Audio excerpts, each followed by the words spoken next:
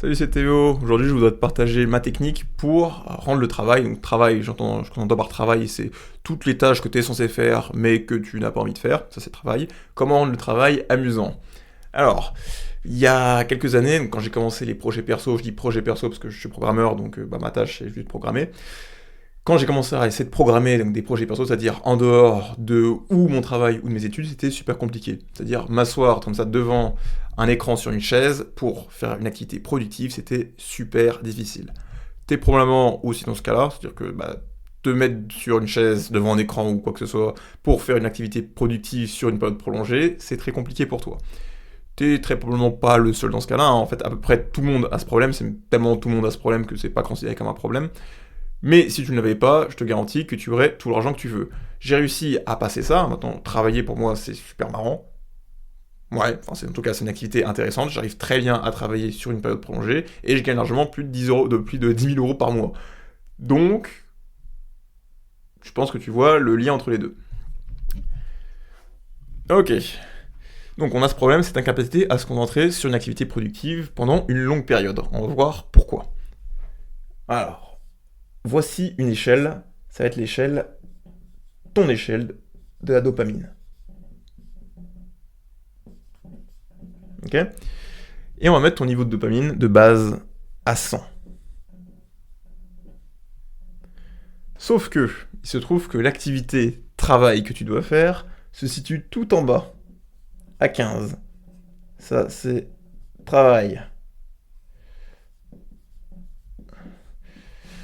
Donc, toi, tu veux aller là, et forcément, passer jusqu'à 15, ça va être très, très compliqué, puisqu'il y a un gap énorme entre les deux.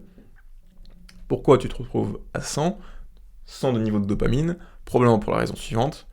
Tu te lèves, première chose que tu fais, tu allumes ton téléphone, tu scrolles sur les réseaux, hop, contenu court, TikTok, peut-être des sites sur lesquels il faut pas aller. Ensuite, petit déjeuner sucré, un épisode de ta série Netflix, et hop, au boulot.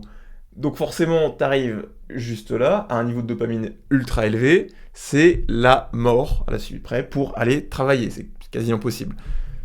Moi, je suis en permanence à un niveau beaucoup plus faible de dopamine, je suis peut-être là à 20. Donc, travailler, ça va, y a pas trop de problème avec ça.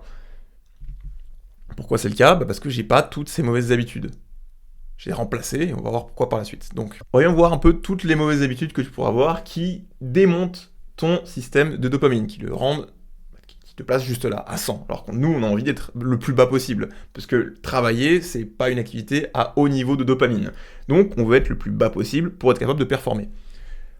Qu'est-ce qu'on a comme ennemi? Regardons un peu ensemble. Alors, on a premièrement le contenu court, classique, hein, donc c'est les réseaux sociaux, TikTok et tout ça, scrolling. Je vais écrire short. Les sites pour adultes.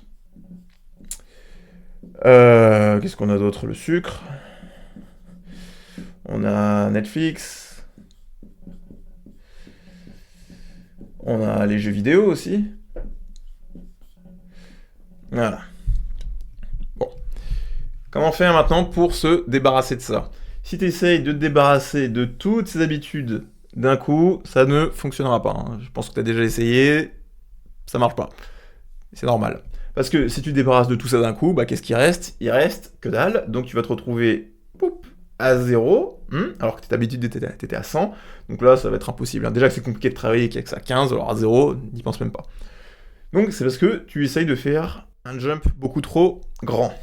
Admettons que tu veuilles déjà te séparer des jeux vidéo. Donc, première chose, ok, commençons par ça, on dégage une mauvaise habitude des jeux vidéo. Même ça va être compliqué. Pourquoi? Parce que peut-être que les jeux vidéo auront un niveau qui te donneront de la dopamine jusqu'à 40, ça te donne un boost de 40. Donc si tu les enlèves, tu vas te retrouver ici à 60. Donc déjà, gros gap, hein, ça va être compliqué. Donc on va pas seulement arrêter les jeux vidéo. Si tu veux arrêter une de ces mauvaises habitudes, remplace-la. Par exemple, tu veux remplacer les jeux vidéo, remplace-le par la salle de sport. Salle de sport, ça donne quand même un peu de dopamine. Disons, je sais pas, 10-15, allez, de dopamine. Donc au lieu déjà de tomber à 60, tu tomberas par exemple à 75, disons. Donc il y a déjà un écart qui est plus petit, donc c'est beaucoup plus faisable. Qui plus est, la salle de sport, ça ressemble un petit peu aux jeux vidéo dans la mesure où tu as une progression qui est rapide au début, et c'est finalement assez facile de traquer ta progression. par exemple les poids que tu soulèves, très rapidement quand tu commences la salle de sport, au début t'es super faible, hein, en plus t'as pas de masse musculaire, et en quelques semaines tu vois très rapidement que tu progresses sur l'exercice, c'est-à-dire que tu soulèves plus lourd, tout simplement. En quelques semaines t'auras pris de la force, et en quelques mois t'auras eu une évolution physique. Donc c'est pas aussi rapide que les jeux vidéo où effectivement dans les premières minutes tu commences à avoir des gains, mais ça va, quelques semaines pour voir des changements, c'est quand même pas mal sur la salle de sport. Normalement, voilà, c'est ça, hein, tes premières séances, tu devrais rapidement voir une évolution si j'étais jamais allé à la salle. Donc si tu veux arrêter les jeux vidéo, bah, remplace-le par autre chose, comme par exemple la salle de sport. Une fois que c'est fait, tu peux ensuite seulement t'attaquer à une autre mauvaise habitude que tu connais. Et une fois que tu les as toutes éliminées, à ce moment-là, tu auras ce niveau de dopamine bas, ce qui te permettra de très facilement travailler. D'ailleurs, on remarquera que ce niveau de dopamine, j'essaie ici de le maintenir bas avec ce genre de vidéo. Donc on voit, tu as juste ma gueule et un tableau blanc. Je pourrais te mettre un montage épileptique comme quasiment tout le monde fait sur YouTube pour maintenir son attention, mais en fait non, déjà parce que je m'en fous, parce que je gagne pas de l'argent comme ça. Et puis en plus, comme je t'ai dit, on veut un niveau de dopamine bas, donc je fais en sorte que tu aies un niveau de dopamine bas, tu vois. Bon, pour te débarrasser de toutes ces mauvaises habitudes, tu vas pas réussir d'un coup, ça va prendre du temps. Donc par exemple, même jeux vidéo, même n'importe quoi, ça va prendre du temps. Compte 1, 2, 3, 4 mois selon la difficulté, selon à quel point c'est addictif, à quel point t'es dedans. Au total, si tu veux te débarrasser de toutes ces merdes et arriver à un niveau compétitif, comme j'ai là, compte 6 mois, 1 an et demi, quelque chose comme ça, donc c'est pas rapide. Mais ça se fait, ça va. Ouais, j'ai pris, je pense, 1 an à me débarrasser de tout ça. Un truc dans le genre. Bon. En tout cas, c'est essentiel si tu veux avoir un niveau de base de dopamine bas et arriver à bosser. Là, tu te dis, je me mets à 20, mais parfois je suis même peut-être à 10 si je le fais bien. Et donc à ce moment-là, bosser, ça devient super marrant. Bah ouais. Ok, maintenant je vais t'expliquer comment te débarrasser donc de ces mauvaises habitudes. La chose la plus importante, et en fait souvent la plus sous-estimée, mais pourtant ce qui marche le mieux, c'est l'environnement. Voilà. Point off.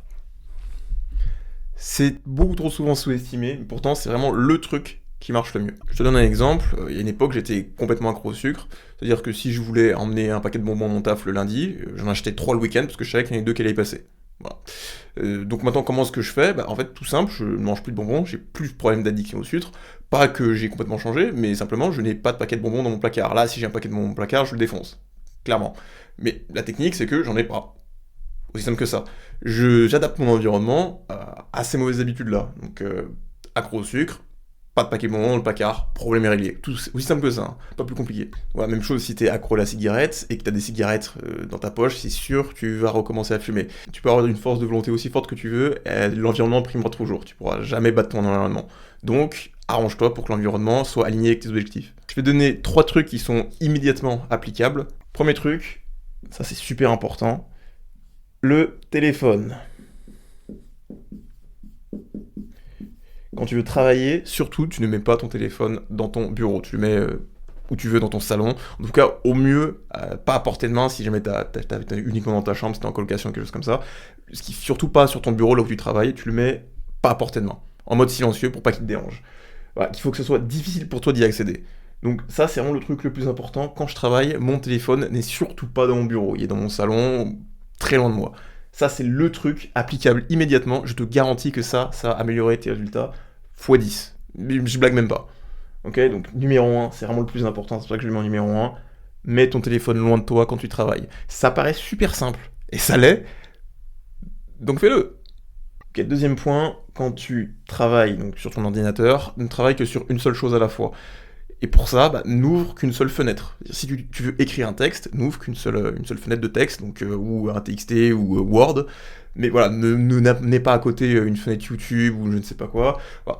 Un seul truc, la tâche sur laquelle tu travailles, et rien de plus. Je te garantis que si tu as plusieurs onglets d'ouvert, ce sera pas possible de te concentrer déjà parce que tu vas te tenter de cliquer dessus, forcément, c'est une tentation supplémentaire.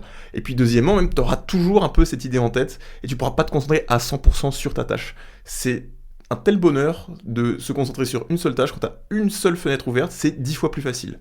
Donc surtout, voilà, faites pas de multitâche finalement. Pas de multitâche. Donc multitâche, ça dégage. Ok. Troisième chose, ça c'est pour ceux qui ont encore ce problème avec les jeux vidéo. Si tu es accro aux jeux vidéo, tu n'arrives pas à t'en passer, tu prends ta console, tu te fais couler un bain et tu la jettes dedans. Très sérieusement. Si tu es sur PC, tu désinstalles Steam. Je sais même pas si c'est en plus encore Steam qui est utilisé actuellement. Bon, bref. Voilà. Tu t'en débarrasses. Je sais que tu peux trouver ça drastique, mais honnêtement, tu veux être riche ou non? Parce que si t'es pas prêt à sacrifier les jeux vidéo, c'est tes objectifs que tu sacrifieras. Les deux ne peuvent pas coexister, c'est l'un ou l'autre. Allez, bisous.